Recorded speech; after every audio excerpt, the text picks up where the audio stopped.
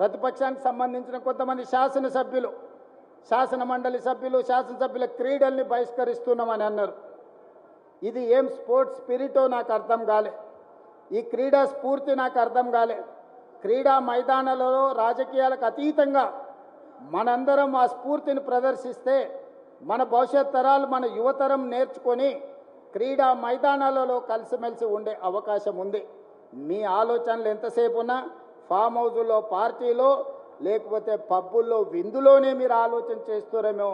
మేము యువతను వాటి నుంచి దూరంగా జరపడానికి ఫామ్ హౌస్ పార్టీలకు పబ్బుల్లో విందులకు డ్రగ్స్కి దూరంగా గంజాయికి దూరంగా మత్తుకు దూరంగా మత్తు బాట వదలండి, మైదానాల బాట పట్టండి అని చెప్పి ఈనాడు తెలంగాణ రాష్ట్రంలో ఉన్న యువతకు ఆదర్శంగా నిలబడాలి అని ఈ క్రీడలు ఏర్పాటు చేయడం జరిగింది.